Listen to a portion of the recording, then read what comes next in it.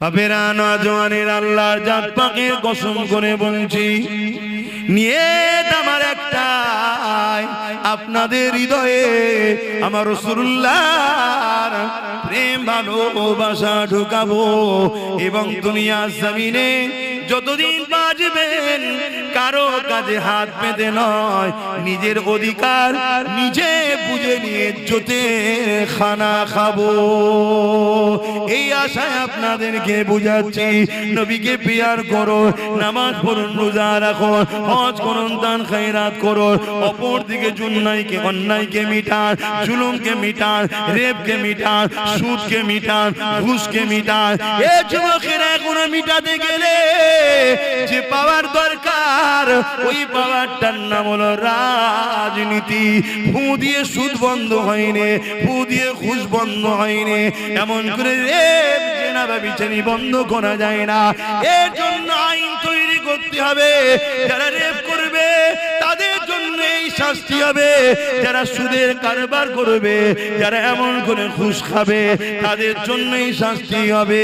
ধরা পড়লে সঙ্গে সঙ্গে তাকে সাসপেন্ড জীবনের মতো করে দেওয়া হবে।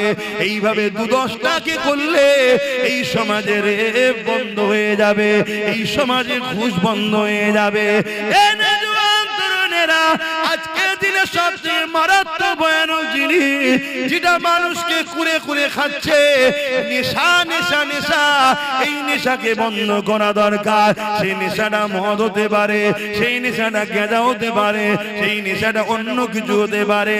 কিন্তু দুঃখের বিষয় বলতে হয়, আজকে সরকার যখন মদের ডিলার লায়, সরকার যখন মদ বিক্রিতে নম্বর 1 হয়ে গর্ব করে, সেই সমাজে মাতালকে কখনো রুখা সম্ভব নয়।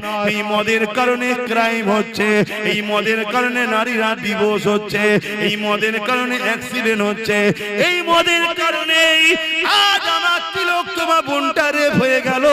এই মদের কারণে আজ তামান্নাকে বোম মেরে মেরে দেওয়া হলো। এই মদ এত খাতারনাক জিনিস, এই মদকে বন্ধ করা এটা আমাদের দায়িত্ব আছে না না? এই মদকে বন্ধ করবেন কি করে? মুসলিম সমাজ যাতে মদে আসক্ত হয়, গভর্নমেন্ট কি করছে শোনেন। মুসলমান এলাকা দেখে দেখে মদের লাইসেন্স দিচ্ছে। ফুরফুরা শরীফে চলে যান, ঢুকার 4-5টা রাস্তা আছে, প্রতিটা রাস্তার ঢুকার মুখে মুখে মুখে মুখে একটা করে মদের দোকানের লাইসেন্স দিয়েছে, সেখানে মদের বিক্রি হচ্ছে। চলে যান একটা পবিত্র তীর্থভূমি, ভারতবর্ষের ২য় বৃহত্তম তীর্থভূমি, যে ধর্মে ইসলামে মদকে হারাম করা হয়েছে, সেই ধর্মের স্থানের ঢুকার মুখে মুখে মুখে মুখে মদের লাইসেন্স দিয়ে দিয়েছে। আপনারাও মুসলমান এলাকা কোনো খেয়াল করে দেখবেন, আমার কথা মিলার। মুসলিম এলাকায় মদের দোকান হচ্ছে, মুসলিম এলাকায় ফাংশন হচ্ছে, মুসলিম এলাকায় জুয়ার আড্ডা বসছে, মুসলিম এলাকায় নাচের আড্ডা বসছে, মুসলিম এলাকায় এমন করে সুদের কারবারের ব্যবস্থা তৈরি হচ্ছে। কেন করা হচ্ছে? সরকার জানে, সরকারের পিছনে অনেক মৌলানা রয়েছে যারা সরকারকে বুদ্ধি দিচ্ছে। এদেরকে মিটাতে গেলে এদেরকে আল্লাহ থেকে সরাতে হবে, এদেরকে রাসূলের থেকে সরাতে হবে। সরাতে গেলে ডাইরেক্ট যদি বলেন আপনাকে বক্সিং মেরে নাক ফাটিয়ে দেবে, ওটা করবেন না। এদেরকে মদে ঢুকিয়ে দেন, এদেরকে গানে ঢুকিয়ে দেন, এদেরকে ফাংশনে ঢুকিয়ে দেন, এদেরকে সুদে ঢুকিয়ে দেন, এদেরকে লোনে ঢুকিয়ে দেন। একদিকে এদেরকে গরিব বানান, অপর দিকে এদেরকে অল্প পয়সায় লোন দেন। যখনই সুদ নেবে, কাবার সামনে মায়ের সঙ্গে জিনা করার সমান পাপ হবে, তখন এরা আল্লাহ রাসূলের থেকে সরে যাবে। আল্লাহ রাসূলের দয়া মায়া যখন এদের থেকে সরে যাবে, তখন এদেরকে যখন আপনারা কতল করবেন, আল্লাহ সাহায্য করবে না।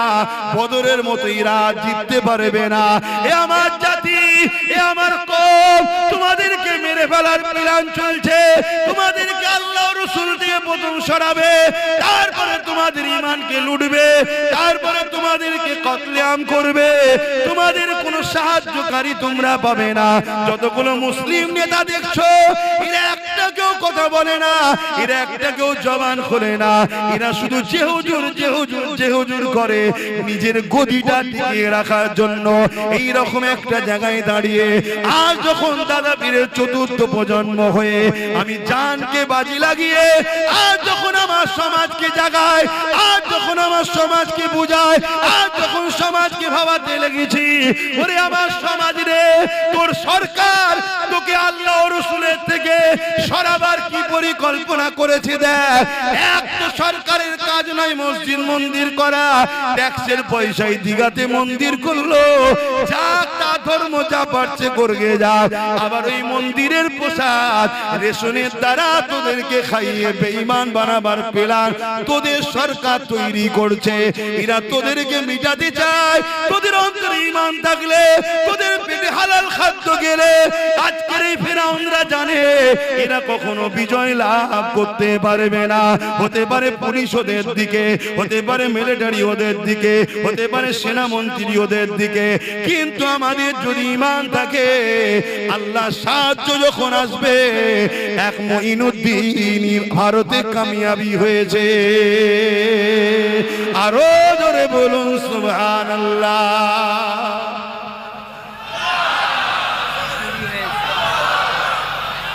আল্লাহ নবী সাহাবারা আমার নবী পাকের কাতারে দাঁড়িয়ে এই জমিন থেকে অন্যায়কে মিটাবার জন্য, ন্যায়কে প্রতিষ্ঠিত করার জন্য, মিথ্যাকে মিটাবার জন্য, সত্যকে প্রতিষ্ঠিত করার জন্য, জালিমকে মিটাবার জন্য, মুসলিমদের মুখে হাসি ফুটাবার জন্য, এতিমদের অধিকার দিবার জন্য, খোদার্তদের অধিকার খানা দিবার জন্য এই জমিনের উপরে আমার নবী সাহাবারা নবী পাকের পিছনে দাঁড়িয়ে জালিমদের বিরুদ্ধে লড়াই করেছে, জালিমদের বিরুদ্ধে কথা বলেছে। এই কথা বলতে গিয়ে জালিমরা আমার নবী সাহাবাদের উপরে কত অত্যাচার করেছে ইতিহাস জানিয়ে দেয়। ইসলামের প্রথম যুগেতে, প্রথম সময়েতে সাহাবা হুজুরকে জোর করে শুইয়ে দিয়ে, গরম বালির উপরে শুইয়ে দিয়ে সাহাবাদের বুকের উপরে ভারী পাথর চাপিয়ে দিয়েছে। চাপিয়ে দিয়ে বলতে লেগেছে মুহাম্মদ রাসূলকে ছেড়ে দে, তার আদর্শকে ছেড়ে দে, তার রাস্তাকে ছেড়ে দে, তার মিশনকে ছেড়ে দে। আমার নবীর সাহাবারা এই কঠিন পরীক্ষায় এই গরম বালির উপরে শুয়ে বুকে ভারী পাথর চাপিয়ে দিয়েছে, নিশ্চয় নিতে পারেনি। তথাপিও সাহাবারা ওই অবস্থা তো বলেছে, এ জালিমরা তোরা যতই জুলুম করিস না কেন, মুহাম্মদ আরবির গোলাম যারা হয় তারা মুহাম্মদ আরবির জন্য জান মাল সব দেওয়ার প্রস্তুত নিয়ে নিয়েছে। এই অবস্থাতে অনেক সাহাবারা শহীদ হয়ে গেছে, অনেক সাহাবারা ইন্তেকাল শহীদ হয়ে গেছে। আবার অনেক সাহাবারা এমন করে কঠিন কষ্ট স্বীকার করার পরও আল্লাহ তাদের ঈমান আমল হিফাজত করে বিজয় গাজী বানিয়ে দিয়েছে।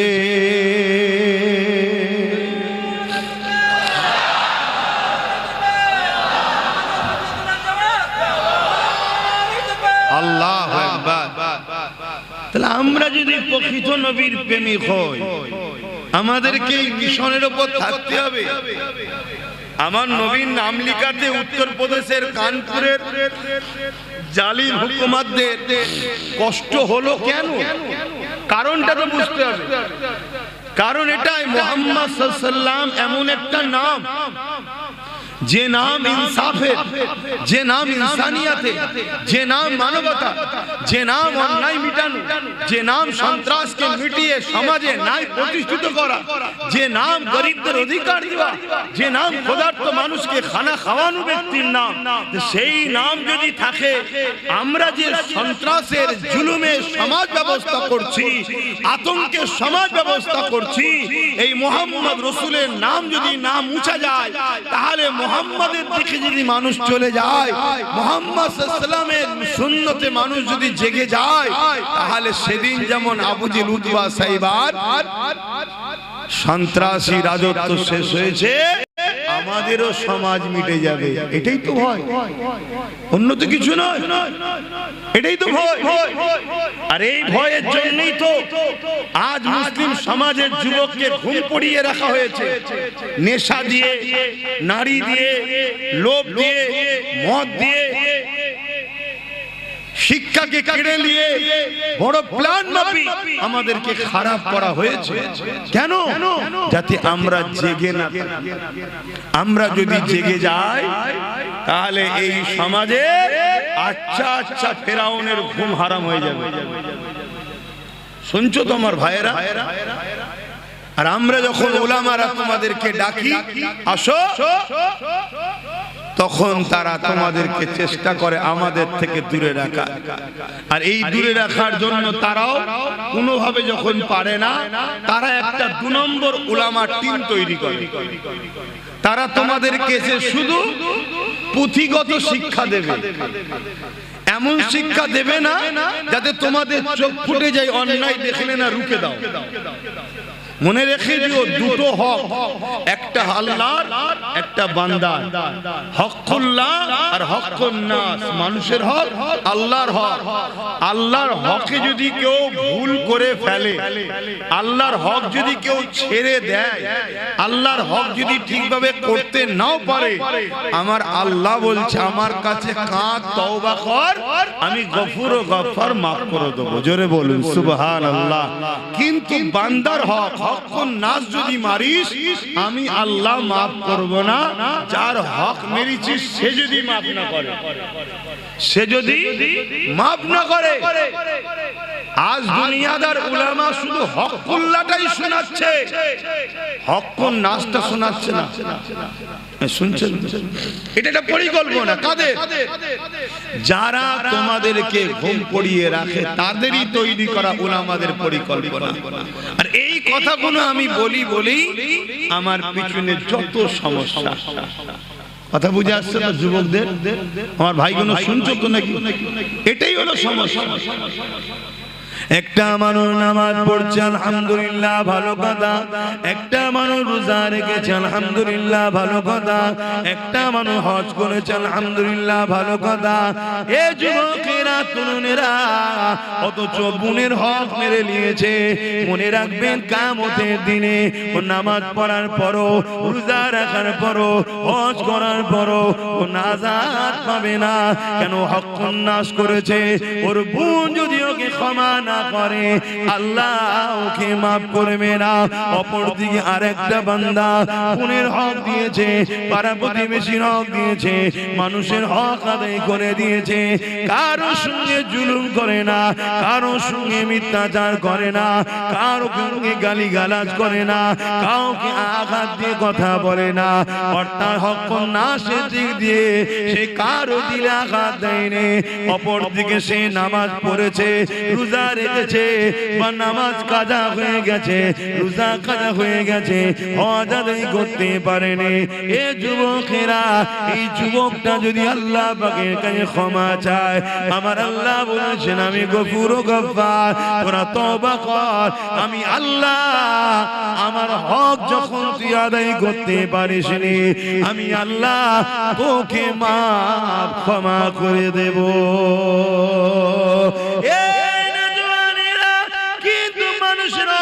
আমরা মেরে নি, আল্লাহ পাক ক্ষমা করবে না।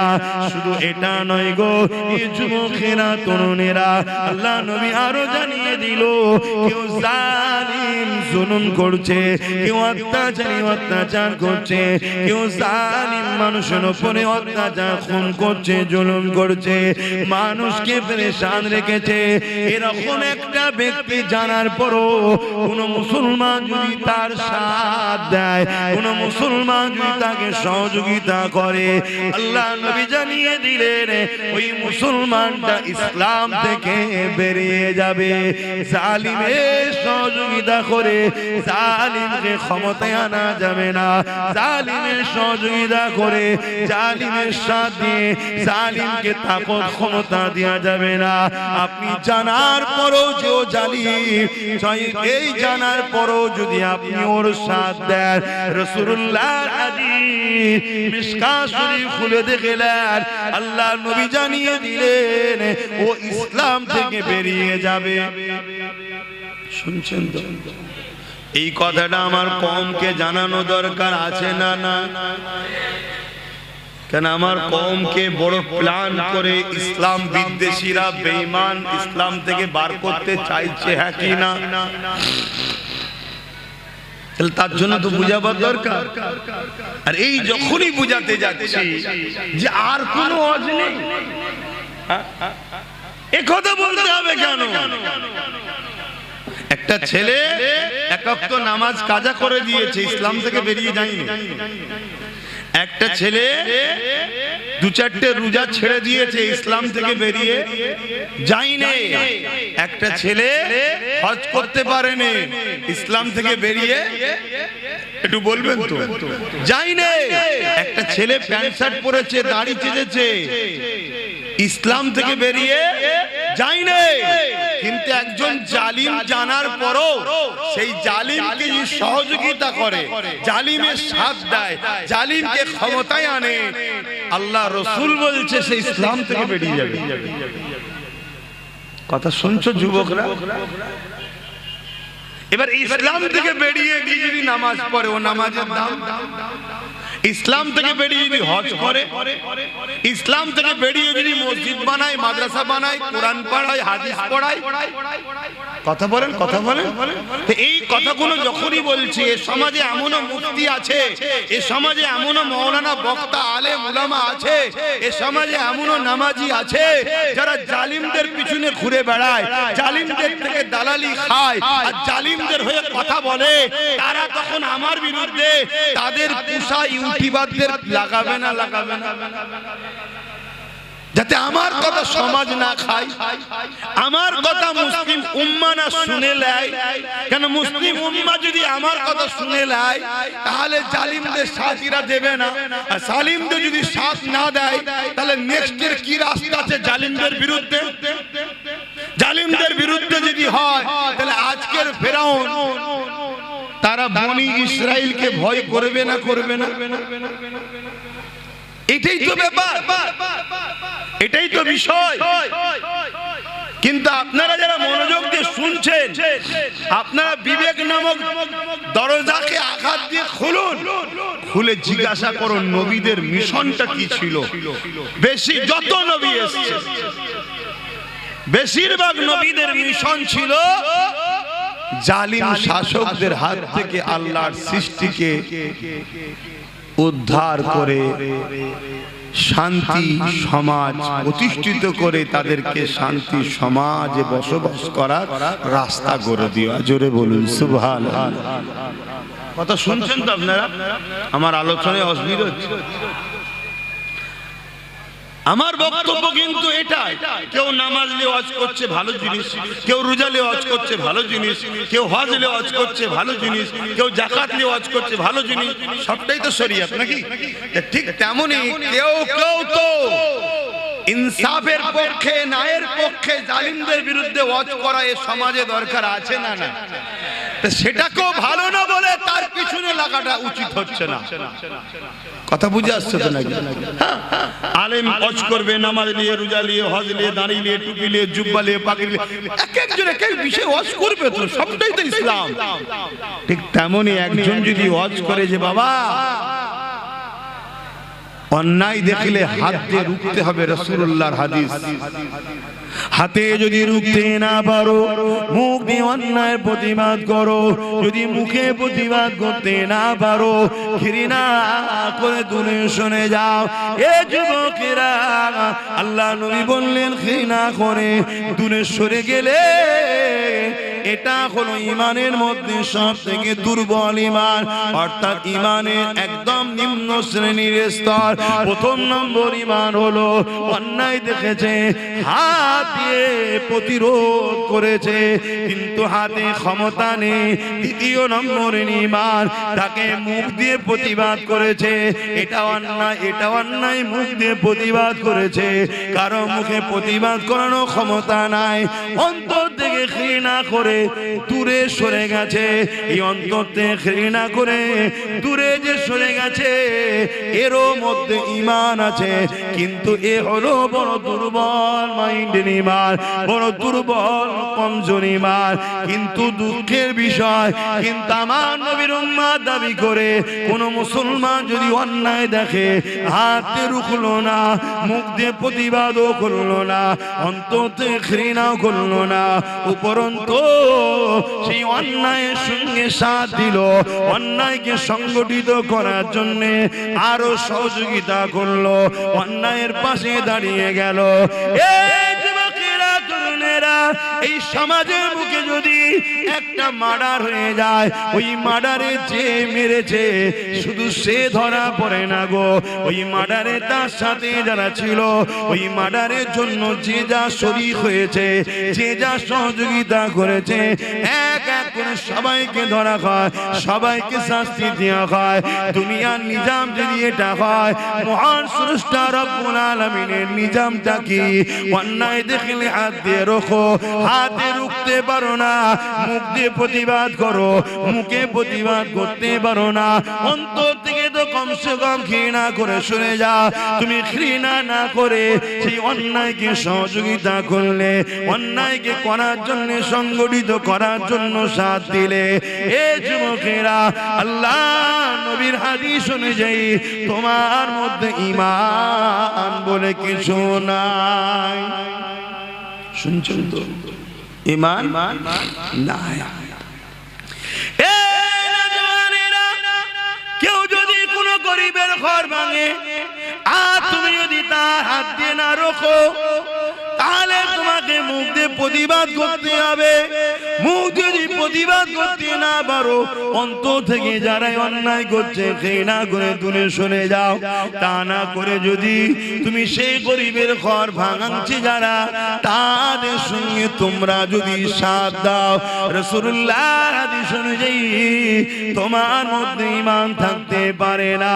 এখানে একটা গরিবের ঘর ভাঙলে যদি তার সহযোগিতা হয়, তুমি ইসলাম থেকে যদি বেরিয়ে যাও, ঈমান যদি না থাকতে পারে, তাহলে মনে রেখে দিও, যদি কেউ আমার আল্লাহর মসজিদকে ভাঙতে চায়, আর তুমি হাত দিয়ে রুখলে না, মুখ দিয়ে প্রতিবাদও করলে না, অন্তর দিয়ে ঘৃণা করলে না তাদেরকে, উপরন্তু তাদেরকে সাপোর্ট করে আরো শক্তিশালী করলে, যাতে করে তারা মসজিদকে ভাঙতে পারে। এই যুবকেরা আল্লাহর ঘরকে যারা মিটাতে চায়, তারা তো অবশ্যই বেঈমান, জাহান্নামের কুকুর তারা হবেই হবে।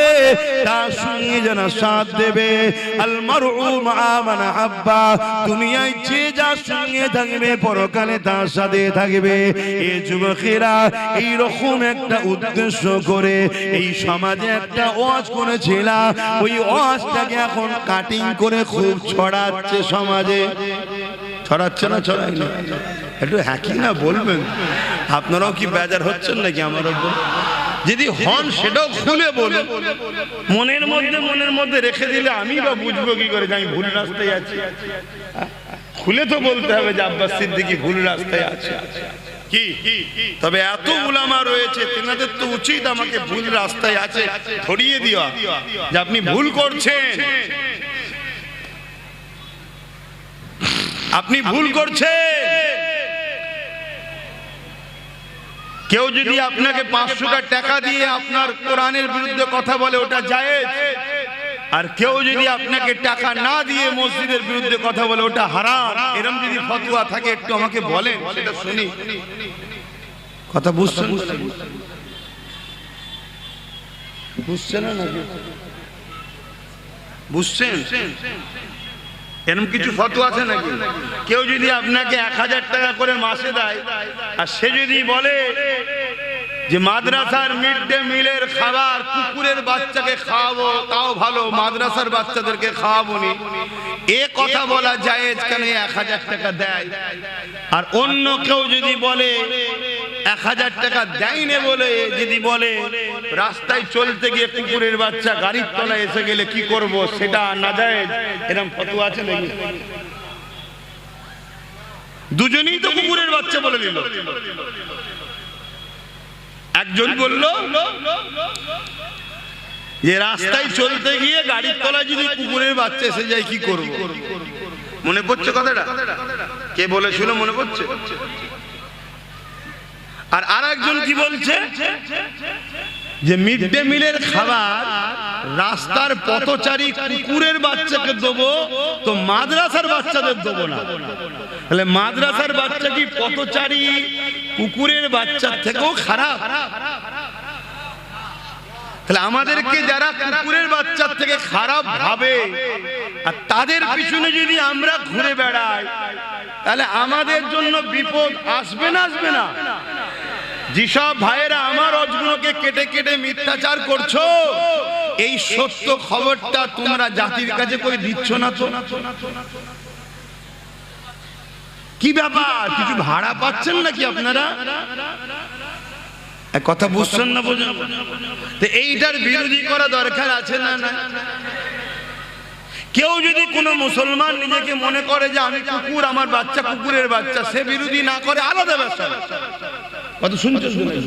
কোন মুসলিম ঘরে যদি এমন ছেলে জন্ম নেয়, দেখা যাবে সে নিজেকে কুকুর মনে করছে আর তার বাচ্চাকে সে নিজে কুকুরের বাচ্চাই মনে করে।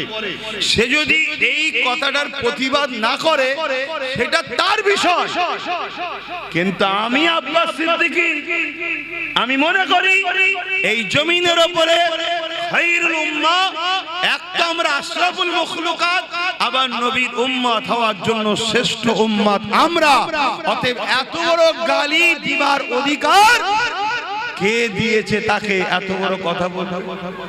তাহলে এর প্রতিবাদের দরকার আছে না? না, এই প্রতিবাদটা একটা হুজুর হিসাবে, উলামা হিসাবে আমার করার রাইট নাই? অসুবিধা হচ্ছে আব্বাজানদের? বাপেরা, নওজওয়ানেরা, তরুণেরা, এ নবী পাকের প্রেমিকেরা, রাসূলুল্লাহ যদি প্রকৃত প্রেমিক হও, ইতিহাসের পাতা তোমাকে আমাকে কি সাক্ষী দেয় জানতে হবে। তারিখে হাদিসগুলো খুলে দেখো, আল্লাহ নবী নূহ নবী, দয়ার নবী সাহাবাদের উপরে কেন এত জুলুম হয়েছিল? কি জন্য এত জুলুম হয়েছিল? নামাজ পড়ার জন্য না, না না, রোজা রাখার জন্য না, না না, হজ করার জন্য না, না না, এই জন্য জুলুম হয়েছিল। যারা জালিম ছিল তাদের জুলুমের বিরুদ্ধে আল্লাহ নবী সোচ্চার হয়েছিল। এই জমিনে জালিমরা নারীদেরকে জ্যান্ত জ্যান্ত পুঁতে দিত।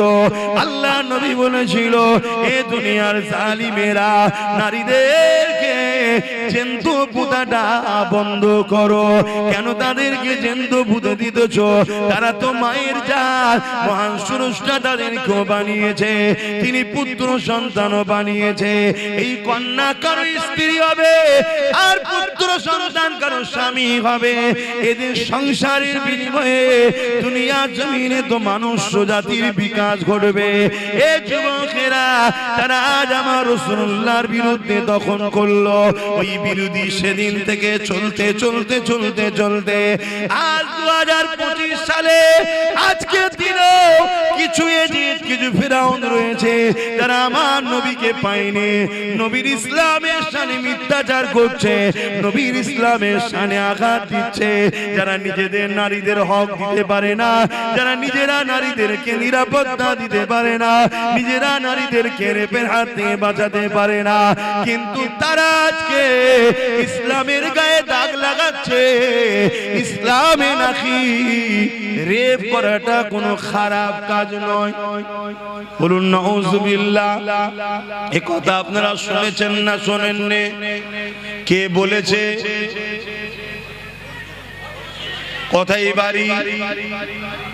উত্তর 24 পরগনা জেলার ব্যারাকপুর ভাটপাড়ার। ভুল বললাম? এর বিরুদ্ধে কোন আন্দোলন হয়েছে? এর বিরুদ্ধে কেস হয়েছে? কে অ্যারেস্ট করেছে?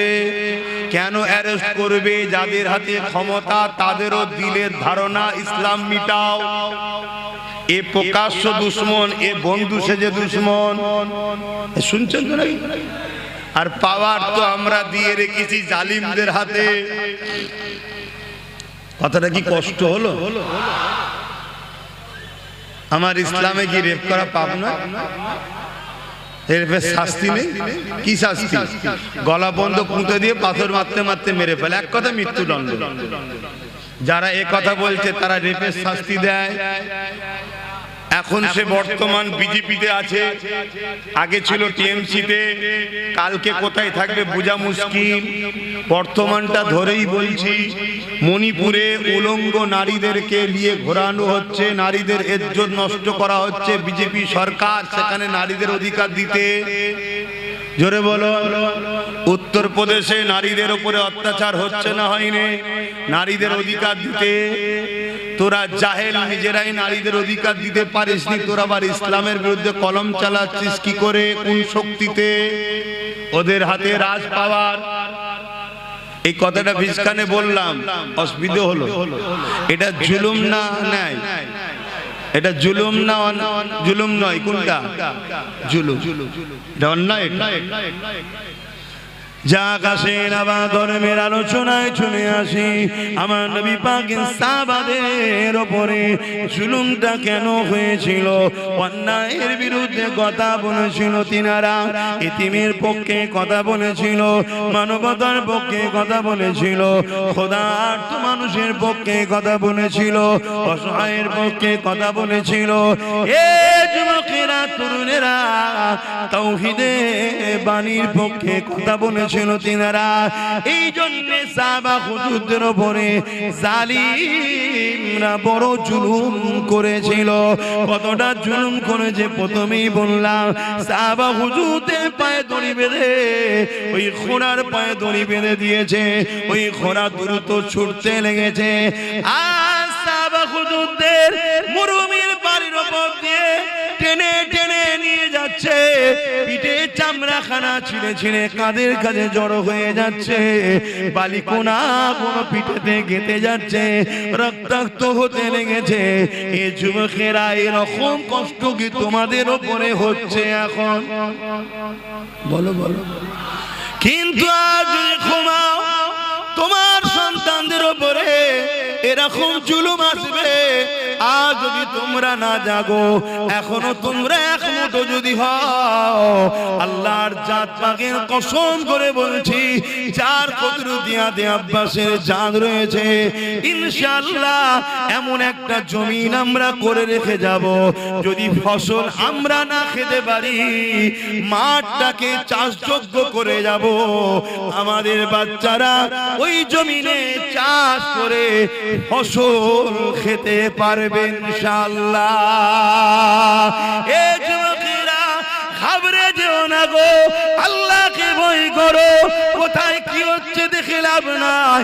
তোমার মনের মধ্যে একটাই কথা থাকবে, আমি আমার আল্লাহর খুশির জন্য হক কথা বলবো, আমি আমার আল্লাহর রাজির জন্য নাই কথা বলবো, সন্তানের ভবিষ্যতের জন্য আমি সত্য পথে চলবো, আমি নিজের কিছু মেহনত করে নিজেকে প্রতিষ্ঠিত করব।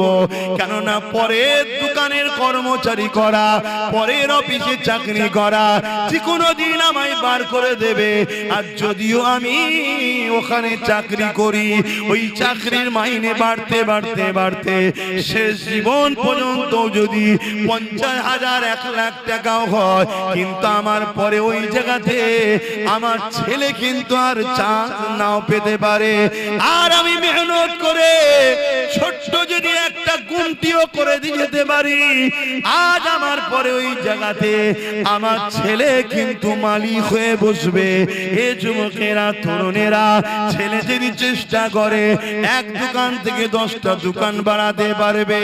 তাই বলে দিয়ে যায়, আমার রাসূলুল্লাহ যেমন আমাদেরকে নামাজের কথা বলেছে, রোজার কথা বলেছে, হজের কথা বলেছে, দাড়ি টুপির কথা বলেছে, মানবতার কথা বলেছে, ইনসাফের কথা বলেছে, ইনসানিয়াতের কথা বলেছে, গরিব প্রেমের কথা বলেছে, খোদার্তদের খানা খাবার কথা বলেছে। ঠিক তেমন নবী আমার সাহাবাদের ধরে ধরে হাতে হাতে বিজনেস করার পলিসি, তারা কি হবার পলিসি আমার নবী শিখিয়েছে। আর পাশাপাশি জমিনের উপরে মাথা তুলে বেঁচে থাকার জন্য পাওয়ার রাগ ক্ষমতার কথাও শিখিয়েছে। আরো জোরে বলুন সুবহান।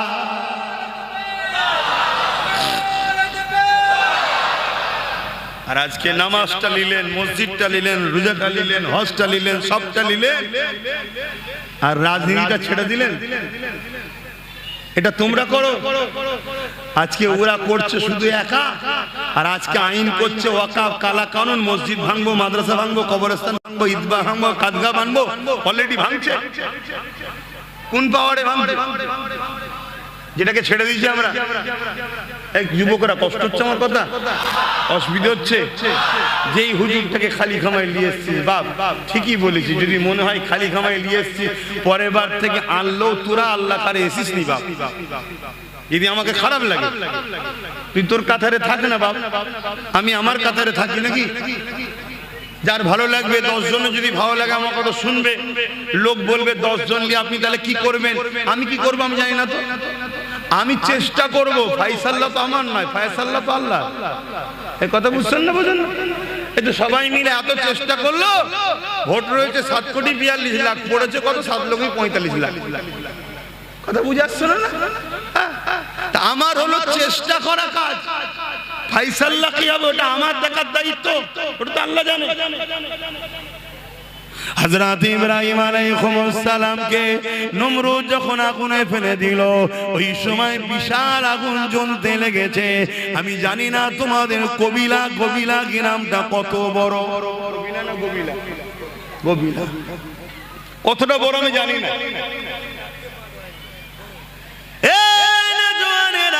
কিন্তু ইরাকের জমিনে ব্যাবিলনে যান, গিয়ে দেখেন ইব্রাহিম নবীকে যে জায়গায় আগুন তৈরি করে বাদশা নমরুদ ফেলেছিল, কি জন্য ফেলেছিল? বাদশা জুলুমের বিরুদ্ধে ইব্রাহিম নবী ছিল। বাদশা শিরকি রাস্তায় ছিল, অন্যায় রাস্তায় মানুষকে ডাকতো। বাদশা কুফরি রাস্তায় মানুষকে জোর করে ডাকতো। বাদশা মানুষের উপরে জুলুম করতো। বাদশা মানুষের উপরে অত্যাচার করতো। মানুষকে দাসী বানিয়ে দিয়ে তার দাসত্ব মানুষকে করাতো।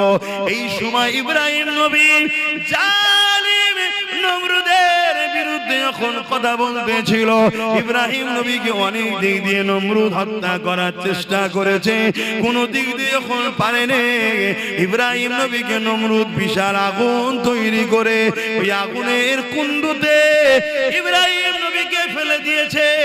ইব্রাহিম নবী ওই আগুনের কুণ্ডুতে যখন পড়তে লেগেছে, আমার আল্লাহ পাক বলেছিলেন এই আগুন ইব্রাহিমের জন্য আরামদায়ক, ঠান্ডা হয়ে যাও গো। সঙ্গে সঙ্গে ফুলের বাগান তৈরি হয়ে যায়। চারিদিকে আগুন, বিচকানে ফুলের বাগান তৈরি হয়ে গেল। তার মধ্যে ইব্রাহিম নবী খুঁজছে ফিরছে, আল্লাহর জান্নাতি নিয়ামত খেতে লেগেছে। অনেক বড় কথা, আমি ওদিকে যাচ্ছি না। আমি যে বিষয়টা আমার যুবকদেরকে, মায়েদের বাপেদেরকে বোঝাচ্ছি, এ যুবকেরা মন দিয়ে শোনো। ওই সময় দেখা যায় দুটো আল্লাহর মখলুক, একজন চোঁচে করে পানি নিয়ে এসেছে ইব্রাহিম নবীর আগুনে দেবে, যাতে করে আগুনটা নিভিয়ে যায়। এত কম পানি তার চোঁচে রয়েছে, যার নাম হলো আজনাই, যে কিনা 2-4-5 ফুট হয়তো পানি হবে। ওই পানিতে ইব্রাহিম নবীর আগুন কি কোনোদিন বন্ধ হবে মনে হয়? একটা বিশাল গ্রামের মতো এলাকায় আগুন জ্বলছে, এই মাঠটার মতো নয়, বিশাল বড় একটা এলাকা, একটা গ্রাম, এত বড় এলাকা গর্ত করা আছে, সেই জায়গাতে আগুন ধরিয়েছিল। এত বিশাল আগুনে ওই একটা মখলুকের 5-6 ফুটা পানি যে ছুঁচে করে আনতে পারে, তার এই পানিতে কি আগুনটা বন্ধ হবে? একটু বলুন, বিবেককে বলুন। কিন্তু ইব্রাহিম নবীর বিরুদ্ধে না পক্ষে? আগুনটা বন্ধ করার চেষ্টা করছি, কিন্তু হবে কোনদিনই।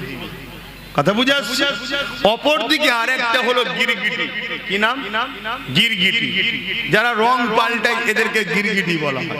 কিছু গিরগিটি নেতাও বেরিয়েছে, আছেন না? না, আপনার সঙ্গে ইফতার খেয়েছিল, আপনার সঙ্গে একসাথে বসেছিল, কি পূর্ব মেদিনীপুরে গিরগিটির মতো রং পাল্টেছে না পাল্টাইনি?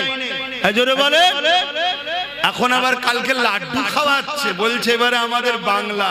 অত সহজ না, কথা বুঝে আসছে না? না, যতটুকু পেয়েছিস দিদির দয়াতে পেয়েছিস, বেশি আর কথা বলিস না, আমরা সব বুঝি।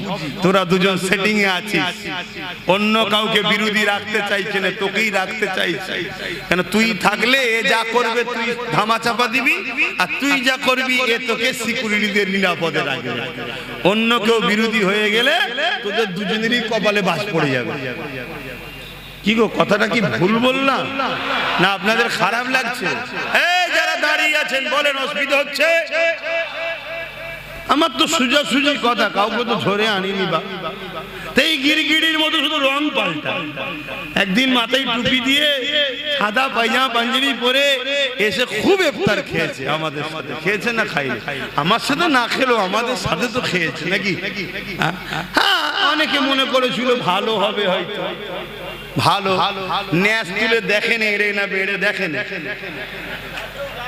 কথা বুঝে আসছে? ঘুমটা দেখেছে, মসজিদে ঢুকিয়ে দিয়েছে। জানে না যে মসজিদে ঢুকাতে কিরম হচ্ছে না হয়নি? ঘুমটা দেখেছে, কলিকাতার ঈদগাহ রেড রোডে নামাজ হয়, ওখানে নিয়ে চলে গেছে। ঈদের নামাজে যাওয়া যায় মহিলাদের? নিয়ে চলে গেছে। তাহলে এটা ধর্মকে নিয়ে কি খেলা করা হচ্ছে না? ও এর বিরুদ্ধে কেউ কোন মিডিয়া করে আর করে বলবে না। আব্বাস সিদ্দিকী এই যে বলছে, এর মধ্যে থেকে আর কি খুঁত পাওয়া যায়, দেয় ওইটাকে কেটে ছড়া। কেন? এদেরকে দুনিয়ার বেঈমান নেতারা অর্থ দিয়ে পুষছে। চালাও চালাও, চালিয়ে যাও। কত ফেরাউন এসেছে, কত নমরুদ এসেছে, কত আব্দুল্লাহ ইবনে উবায়ও এসেছে।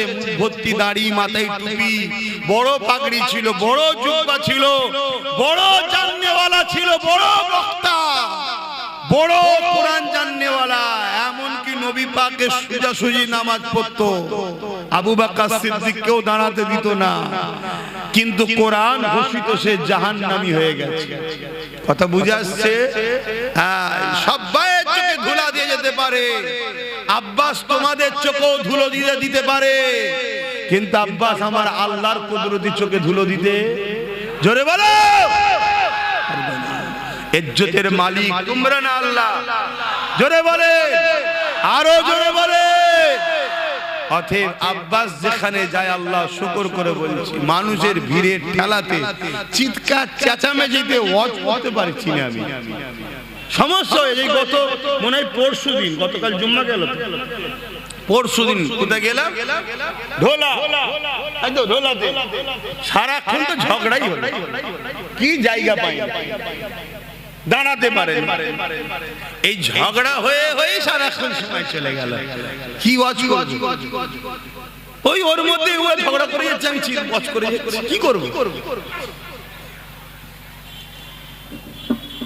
বাপেরা, নওজওয়ানের আল্লাহর জাত পাকের কসম করে বলছি, নিয়ত আমার একটাই, আপনাদের হৃদয়ে আমার রাসূলুল্লাহর প্রেম ভালোবাসা ঢুকাবো, এবং দুনিয়ার জমিনে যতদিন বাঁচবেন কারো কাজে হাত পেতে নয়, নিজের অধিকার নিজে বুঝে নিয়ে ইজ্জতের খানা খাবো। এই আশায় আপনাদেরকে বুঝাচ্ছি, নবীকে পিয়ার করো, নামাজ পড়ুন, রোজা রাখুন, হজ করুন, দান খায়রাত করুন। অপর দিকে জুন্নাইকে, অন্যায়কে মিটান, জুলুমকে মিটান, রেপকে মিটান, সুদকে মিটান, ঘুষকে মিটান। এ যুবকেরা এখন মিটাতে গেলে যে পাওয়ার দরকার, ওই পাওয়ারটার নাম হলো রাজনীতি।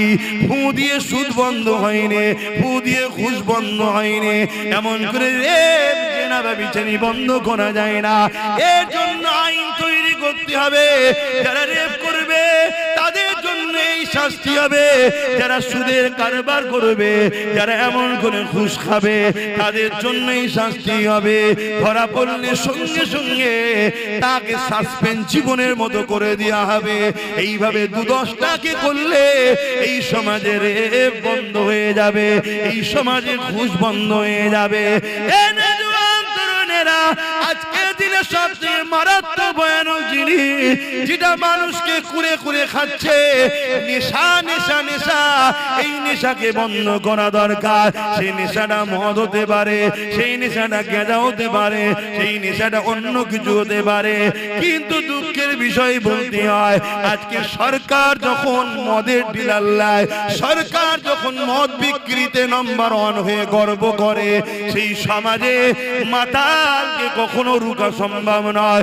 এই মদের কারণে ক্রাইম হচ্ছে, এই মদের কারণে নারীরা ডিভোর্স হচ্ছে, এই মদের কারণে অ্যাক্সিডেন্ট হচ্ছে, এই মদের কারণেই আজ আমার তিলোত্তমা বোনটা রেপ হয়ে গেল। এই মদের কারণে আজ তামান্নাকে বোম মেরে মেরে দেওয়া হলো। এই মদ এত খাতারনাক জিনিস, এই মদকে বন্ধ করা এটা আমাদের দায়িত্ব আছে না না? এই মদকে বন্ধ করবেন কি করে? মুসলিম সমাজ যাতে মদে আসক্ত হয়, গভর্নমেন্ট কি করছে শোনেন। মুসলমান এলাকা দেখে দেখে মদের লাইসেন্স দিচ্ছে। ফুরফুরা শরীফে চলে যান, ঢুকার 4-5টা রাস্তা আছে, প্রতিটা রাস্তার ঢুকার মুখে মুখে মুখে মুখে একটা করে মদের দোকানের লাইসেন্স দিয়েছে, সেখানে মদের বিক্রি হচ্ছে। চলে যান একটা পবিত্র তীর্থভূমি, ভারতবর্ষের ২য় বৃহত্তম তীর্থভূমি, যে ধর্মে ইসলামে মদকে হারাম করা হয়েছে, সেই ধর্মের স্থানের ঢুকার মুখে মুখে মুখে মুখে মদের লাইসেন্স দিয়ে দিয়েছে। আপনারাও মুসলমান এলাকা কোনো খেয়াল করে দেখবেন, আমার কথা মিলার। মুসলিম এলাকায় মদের দোকান হচ্ছে, মুসলিম এলাকায় ফাংশন হচ্ছে, মুসলিম এলাকায় জুয়ার আড্ডা বসছে, মুসলিম এলাকায় নাচের আড্ডা বসছে, মুসলিম এলাকায় এমন করে সুদের কারবারের ব্যবস্থা তৈরি হচ্ছে। কেন করা হচ্ছে? সরকার জানে, সরকারের পিছনে অনেক মৌলানা রয়েছে যারা সরকারকে বুদ্ধি দিচ্ছে। এদেরকে মিটাতে গেলে এদেরকে আল্লাহ থেকে সরাতে হবে, এদেরকে রসুলের থেকে সরাতে হবে। সরাতে গেলে ডাইরেক্ট যদি বলেন আপনাকে বক্সিং মেরে নাক ফাটিয়ে দেবে, ওটা করবেন না। এদেরকে মদে ঢুকিয়ে দেন, এদেরকে গানে ঢুকিয়ে দেন, এদেরকে ফাংশনে ঢুকিয়ে দেন, এদেরকে সুদে ঢুকিয়ে দেন, এদেরকে লোনে ঢুকিয়ে দেন। একদিকে এদেরকে গরিব বানান, অপরদিকে এদেরকে অল্প পয়সায় লোন দেন। যখনই সুদ নেবে, কাবার সামনে মায়ের সঙ্গে জিনা করার সমান পাপ হবে, তখন এরা আল্লাহ রসুলের থেকে সরে যাবে। আল্লাহ রসুলের দয়া মায়া যখন এদের থেকে সরে যাবে, তখন এদেরকে যখন আপনারা কতল করবেন, আল্লাহ সাহায্য করবে না। বদরের মতো এরা জিততে পারবে না। এ আমার জাতি, এ আমার কওম, তোমাদেরকে মেরে ফেলার প্ল্যান চলছে। তোমাদেরকে আল্লাহ রসুল থেকে প্রথম সরাবে, তারপরে তোমাদের ঈমানকে লুটবে, তারপরে তোমাদেরকে কতলেআম করবে। তোমাদের কোনো সাহায্যকারী তোমরা পাবে না। যতগুলো মুসলিম নেতা দেখছো, এরা একটা কেউ কথা বলে না, এরা একটা কেউ জবান খোলে না। এরা শুধু যে হুজুর যে হুজুর যে হুজুর করে নিজের গদিটা টিকিয়ে রাখার জন্য। এই রকম একটা জায়গায় দাঁড়িয়ে আজ যখন দাদা পীরের ৪র্থ প্রজন্ম হয়ে আমি জানকে বাজি লাগিয়ে আজ যখন আমার সমাজকে জাগায়, আজ যখন আমার সমাজকে বুঝায়, আজ যখন সমাজকে ভাবাতে লেগেছি, ওরে আমার সমাজ রে, তোর সরকার তোকে আল্লাহ রসুলের থেকে সরাবার কি পরিকল্পনা করেছে দেখ। এক তো সরকারের কাজ নয় মসজিদ মন্দির করা, ট্যাক্সের পয়সায় দিঘাতে মন্দির করলো, যা তা ধর্ম যা পারছে করগে যা। আবার ওই মন্দিরের প্রসাদ রেশনের দ্বারা তোদেরকে খাইয়ে বেঈমান বানাবার প্ল্যান তোদের সরকার তৈরি করছে। এরা তোদেরকে মিটাতে চায়। তোদের অন্তরে ঈমান থাকলে, তোদের পেটে হালাল খাদ্য গেলে আজকের এই ফেরাউনরা জানে এরা কখনো বিজয় লাভ করতে পারবে না। হতে পারে পুলিশ ওদের দিকে, হতে পারে মিলিটারি ওদের দিকে, হতে পারে সেনামন্ত্রী ওদের দিকে, কিন্তু আমাদের যদি ঈমান থাকে আল্লাহ সাহায্য যখন আসবে, এক মঈনুদ্দিন ভারতে কামিয়াবি হয়েছে। আরো জোরে বলুন সুবহানাল্লাহ।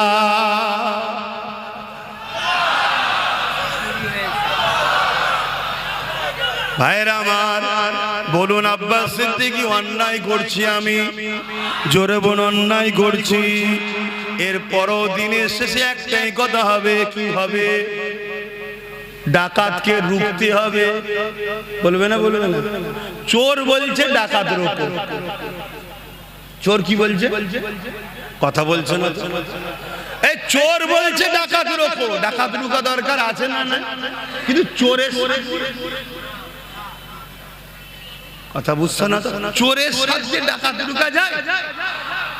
চোর আর ডাকাতের মধ্যে পার্থক্য কি? ডাকাত কুকুর চুরি করে, চোর মাছ চুরি করে, এটাই তো। তাহলে এও আমার ওয়াকাফ খাচ্ছে আর ও বলছে পুরো ওয়াকাফ কুকুরটাই চুরি করলো। কথা মাথায় ঢুকছে না? ঢোকে না? তাহলে চোর দিয়ে কখনো ডাকাত রুকা যায় না। এজন্য ডাকাতকেও রুখতে হবে, চোরও তাড়াতে হবে। এর জন্যই তো আব্বাস সিদ্দিকী চেষ্টা করে নবী খানদানের বাচ্চাকে বুঝিয়েছি, তুই যা, তুই যা। সে তো বলছে আপনি তো বেশ ভালো লাইনে আছেন, আর আমাকে চারিদিকে কত ঠেলা ঠুলি, ঝগড়া ফাসাদ, গালি গালাজের মধ্যে জড়াতে হচ্ছে, আর আপনি যাচ্ছেন হজ করছেন, আবার ঘরে এসে ঘুমোচ্ছেন নিশ্চিন্তায়। আর আমি রাত দুটোই ফোন করছে, ভাইজান আমার এখানে ধরে ফেলেছে, আবার আমাকে পুলিশকে ফোন করতে হচ্ছে। আমি তুই বেশি নেকির কাজ করছিস, চুপ কর। কথা বলেছিনি যে লাইনে ঢুকে গেছে ওখানে থাক। বুঝতে পারছেন না? পারেন না? তাহলে বলুন আপনাদের উচিত তো আমার ভাইটা সাথ দেওয়া দরকার আছে না? আল্লাহকে সাক্ষী রেখে বলুন দরকার আছে না? না, লম্বা করে হাত তুলুন। ডায়ে বায়ে কে হাত তোলেন একটু দেখেন তো, কে হাত তোলেন একটু দেখবেন শুধু। ভাই হাত নামান। যে হাত তোলেন সে আমার দুশ্মনও নয় আর বন্ধুও নয়। তার জন্য দোয়া করি আল্লাহ তাকেও আমাদের সাথী করুক। বলুন আল্লাহুম্মা আমিন। আজকে একটা যদি এত কিছু করতে পারে, তার সাথে যদি আরো গোটা 30-40 থাকে, আমাদের উপকার না লস? জোরে বলুন। এবারে কেউ যদি মনে করে যে তুমি বলছো তাহলে আমরাই তো রুখবো না, তোমরা যদি সত্যি রুখতে চাও, সত্যি যদি রুখতে চাও তাহলে আসো না একসাথে রুখি। কথা বুঝছেন না? আসো না একসাথে রুখি। না না, একসাথে নয়। কেন একসাথে নয়? বলতে একসাথে যদি রাত্রিরে ঘরের পাহারা দেয়, তোমার লোক আমার লোক থাকে, তা রাত্রিরে যখন ডাকাত ঢুকবে, আমি যে দরজা খুলছিলাম তুই তো খুলতে দিবি না। শুনছেন না? শুনুন না, একসাথে হলো অসুবিধা কি আছে? এই অসুবিধা আছে? ডাকাত যদি রুখতে চাও তা পাহারাটা দুজন মিলে দিলে হয় না? না, তোকে লিয়া যাবে না। কেন রে? না, আমি একা পাহারা দেবো। তুই তো 15 বছর পাহারা দিয়ে সব ডাকাত ঢুকিয়েই ফেললি। হ্যাঁ, কথা বুঝছেন না? বোঝেন না? আর একটা কথা হলো, যদি কারো কোনো ভুল ফটো বেরিয়ে পড়ে, কারো কোনো ভুল যদি বেরিয়ে পড়ে, ধরেন আমি চুরি করেছি, ধরা পড়ে গেছি, আমি কি জোরে চিল্লাতে পারবো যার কাছে প্রুফ আছে? জোরে বলে। তা চোরের রিপোর্ট তো ডাকাতের কাছে আছে, আছে না? না, চোরের রিপোর্ট ডাকাতের কাছে আছে না? না, ডাকাত এখন ওপরে বসে আছে, চোরকে বলছে বেশি বললে রিপোর্ট আছে ভরে দেবো, অতএব আমি যা বলছি শোন, আমার মতো চলবি, তোকে বেঁচেও রাখবো, আমিও খাবো, তুইও খাবি। ডাকাত আর চোরে মিটে সেটিং এ কাজ হচ্ছে না? হয় না? একটু আওয়াজ দিয়ে বলবেন হচ্ছে না? হয় না? শত শেষ কথা বলে যাচ্ছি, সময় কম। যদি কেউ মসজিদ মাদ্রাসা মিটাবে বলে, তাকে সাপোর্ট করা যাবে। আর কেউ যদি বলে উন্নয়ন শেষ হবে না, কোরআন শেষ হয়ে যাবে, তাকে সাপোর্ট করা চলবে। যদি কেউ কোরআনের বিরুদ্ধে কথা বলে, তাকে সাপোর্ট করলে ঈমান থাকবে। কোরআন মানে না আলাদা কথা, দেশটা সবার। শুনছেন তো নাকি? আমরা নেতাজিকে ভালোবাসি না, গান্ধীকে ভালোবাসি না, কেন? তারা আমার ধর্ম মানে না, ভুল ঠিক সে জবাব স্রষ্টার কাছে দেবে, কিন্তু আমার ধর্মের বিরুদ্ধে তো বলবে। ঠিক না বেটি?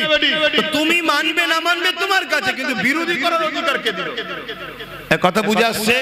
এজন্য আমি এক জায়গায় একটা কথা বলেছিলাম যে কেন্দ্র সরকারকে ভোট দিলে ঈমান চলে যাবে, রাজ্য সরকারকেও ভোট দিলে ঈমান চলে যাবে। পুরোটা দেয়নি, শুধু কেটে একটুখানি দিয়েছে। শুনছেন তো নাকি? এরপরে আমি কি বলেছি? এরপরে বলেছি যদি রাজ্য সরকার মনে করে যে কোরআন শেষে বলাটা আমার ভুল হয়েছে এবং দিল্লি চলে যাও বলাটা ভুল হয়েছে, যদি ক্ষমা চাই তাহলে আমি এর বিরুদ্ধে আর বলবো। এরপরে বলেছি সেটাও দেয়নি, শুধু দিয়েছে রাজ্য সরকারকে ভোট দিয়ে হারাম বলেছে আব্বাস সিদ্দিকী। শুনছেন? আবার একটা বুজুর্গ লোকের বক্তব্য আমার সঙ্গে সেটিং করেছে, করে বলছে এই লোক একজন বুজুর্গ বলছে দিয়া যাবে, আরেকজন বলছে দিয়া যাবে না। বুজুর্গ বলেছে মসজিদে দান করো। বুজুর্গ কি বলেছে? মসজিদে দান করো। দান করতে হবে না? হবে না।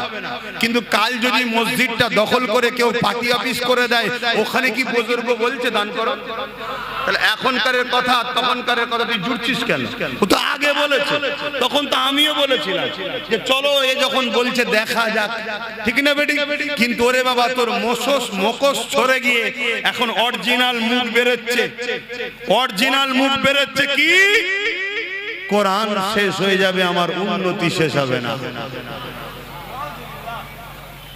কোন মুসলমান যদি একে ভোট দেয় ঈমান তার থাকবে না। শুনছেন তো নাকি?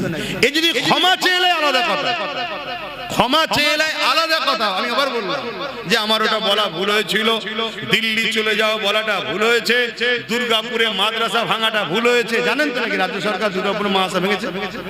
জানে এগুলো আমার ভুল হয়েছে, আলাদা কথা। কথা শুনছেন না শোনেন না?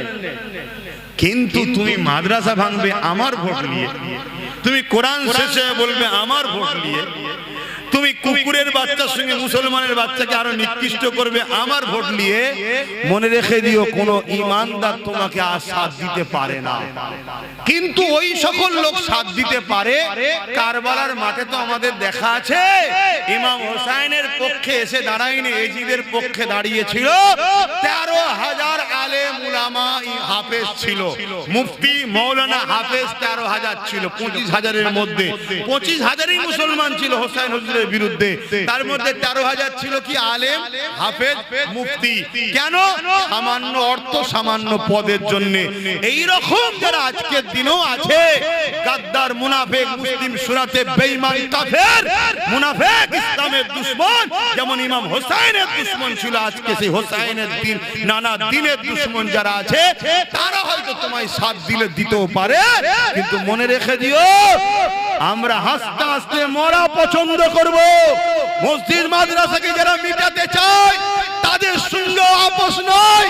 কোরআন যে শেষ হয়ে যাবে বলবে, সে যদি ক্ষমা না চায় তার সঙ্গে আপোষ নয়। এ কথাই যারা একমত একটু হাত তুলে দেখাবেন, আল্লাহকে সাক্ষী রেখে হাত তুলবেন। আয় আল্লাহ, আমরা আপনার কোরআনের পক্ষে, মসজিদ মাদ্রাসার পক্ষে হাত তুলেছি। আপনি আমাদের ঈমানে তাকত দেন, এর উপরে মজবুত থাকার তৌফিক দেন। আমিন আমিন আমিন সুম্মা আমিন। নারে তাকবীর, নারে তাকবীর, লব্বাইক লব্বাইক লব্বাইক লব্বাইক, নারে তাকবীর। যদি কোন মুসলমান হাত না তোলে তার সামনে আমার একটাই কথা, সে আমাদের কেউ নয়, দুশমনও নয় আর বন্ধুও নয়। কথা বুঝে আসছে?